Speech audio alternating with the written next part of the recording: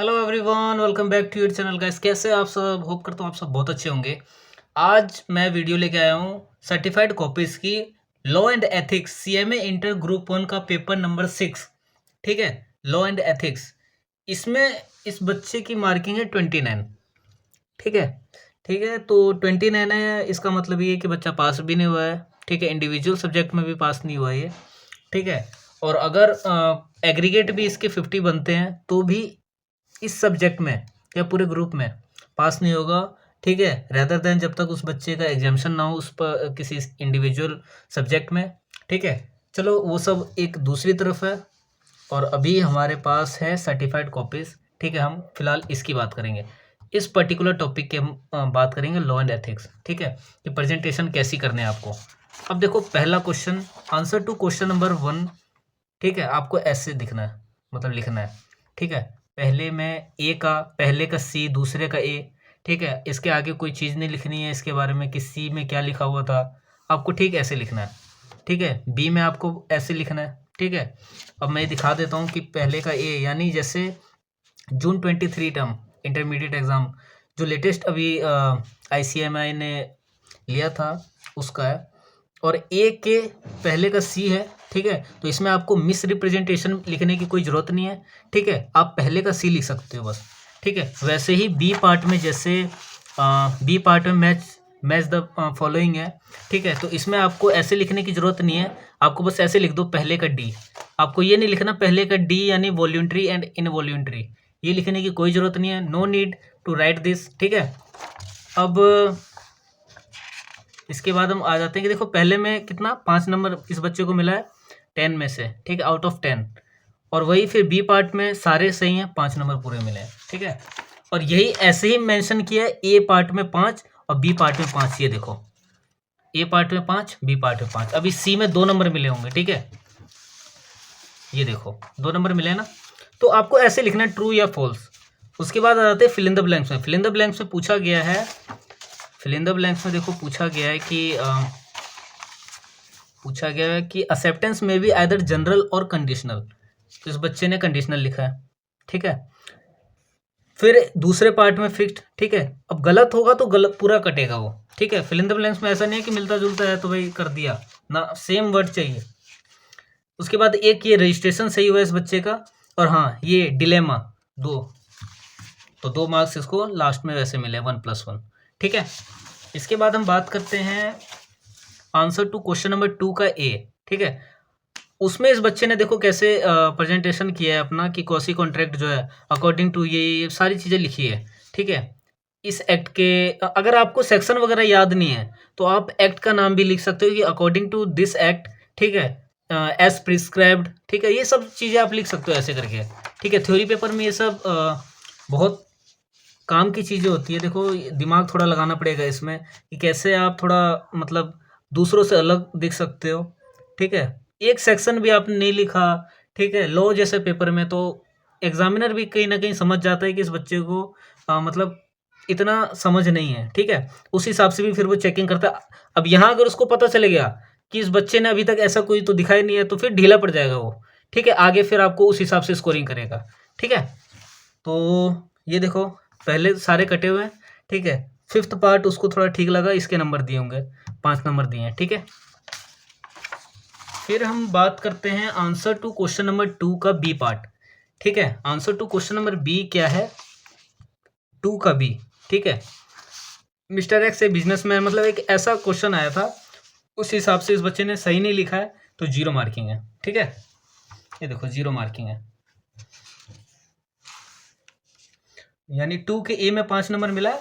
ये देखो लास्ट में लिखते भी हैं कि 2 का ए में 5 नंबर है और बी में 0 है, यानी पूरा गलत है ये। ठीक है, तो दूसरे क्वेश्चन में 5 नंबर। ठीक है, वही यहाँ पे भी आपको दिख जाएगा, दूसरे में 5, दूसरे बी पार्ट में 0 है, तो टोटल कितना है 5 नंबर। ठीक है, उसके बाद हम बात करते हैं आंसर टू क्वेश्चन नंबर 3 का ए पार्ट। ठीक है, इस बच्चे ने इसमें लिखा है, और थर्ड का क्या था, discuss the remedies available to buyer against seller for breach of contract. Breach of contract के बारे में आपको लिखना था। इस बच्चे ने ये चीज़ें लिखी हैं। ठीक है, आपको पॉइंट वाइज लिखना है। ठीक है, पॉइंट वाइज, यानी ए के बारे में लिख दिया कि ऐसे ऐसे फॉलोइंग, ठीक है, और फिर 1 2 3, ठीक है। अब कितने नंबर का है ये है 9 मार्क्स का, ठीक है। तो आप इसमें 4-5 पॉइंट लिख सकते हो, ठीक है। ये देखिए 5 मार्क्स इसमें मिले हैं, थर्ड का ए, ठीक है। तो 9 में से 5 मिले हैं, ठीक है, 9 मिले हैं, और सॉरी 5 मिले हैं 9 में से, ठीक है, 5 आउट ऑफ 9। फिर आंसर टू क्वेश्चन नंबर 3 का बी, इस बच्चे ने वैसे प्रेजेंटेशन किया है कि these are the different types of, अब ये देखो 3 का बी क्या था, what are the different types of instruments mention in the negotiable instrument act. तो इस बच्चे ने ऐसे प्रेजेंटेशन किया है, ठीक है। तो हालांकि गलत नहीं है, पॉइंट वाइज ऐसे कर सकता था, ठीक है, पॉइंट वाइज लिखता। अब ये देखो ये लिख दिया तुमने, अब इसके आगे लिखो ना यार, अब ये इसके मतलब कुछ देखने वाले को भी क्या लगेगा, मतलब क्या चेकिंग क्या करेगा वो। ये लिख दिया पहले का प्रोमिसर, इसके बारे में लिख दो कि प्रोमिसर क्या होता है, प्रोमिसी है, प्रोमिसी क्या होता है, ठीक है। तो नंबर देखो कहीं ना कहीं ऐसे कटते हैं। अब ये देखो थ्योरी में मैं एक बात बताना चाहूँगा, बच्चे ऐसे लिखते हैं कि पूरा 4-4 वर्ड 5-5 वर्ड में क्या है पूरा एक सेंटेंस, मतलब थोड़ा वैसे लिखो कि ऐसे नहीं लगना चाहिए चेकर को कि आप पेज भरना चाह रहे हो, ठीक है। ऐसा लगेगा तो नंबर उस हिसाब से देगा कि बच्चा पेज भर रहा है। अब उसमें क्वालिटी चाहिए, ठीक है, quantity doesn't matter, quality matters, ठीक है।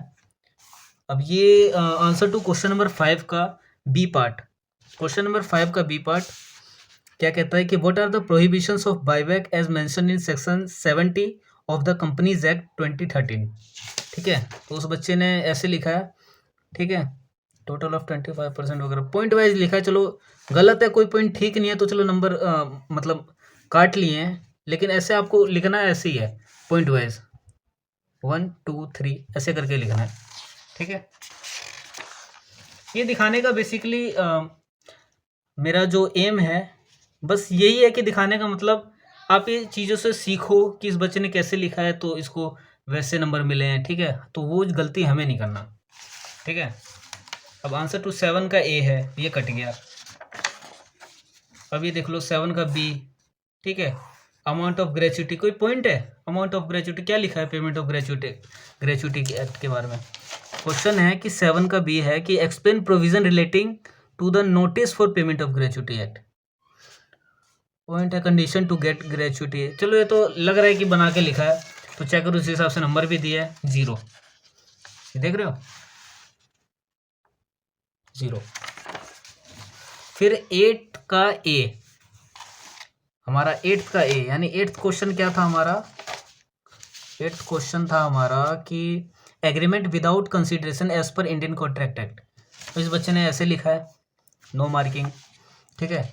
8th का सी सही है इसका। अब 8th का सी सही है।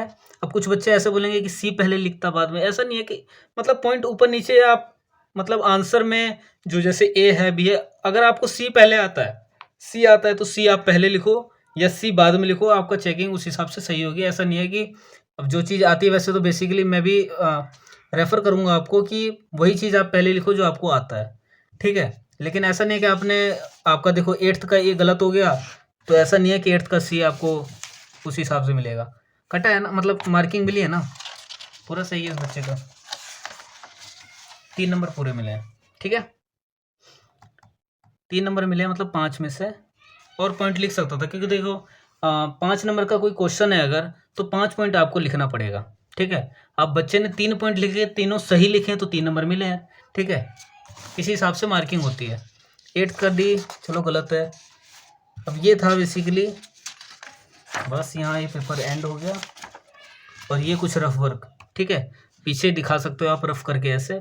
तो ये था बेसिकली लॉ एंड एथिक्स का पेपर नंबर 6 जो है उसका सर्टिफाइड कॉपीज, ठीक है। तो that's it for today. Hope करता हूँ आपको कुछ चीज़ें ये देखने से क्लियर हुई होगी, बहुत सी चीज़ें दिमाग में भी घूम रही होगी कि अच्छा हुआ ये देख ले, एक फॉर्मेट इंसान देख लेता है, चेकिंग देख लेता है इंस्टीट्यूट कैसे करता है, उससे भी काफ़ी चीज़ें सीखने को मिलती है। तो होप करता हूँ आपको चीज़ें समझ में आई होगी, ठीक है। तो डेट्स इट फॉर टुडे, मिलते हैं नेक्स्ट वीडियो में, टिल देन बाय बाय।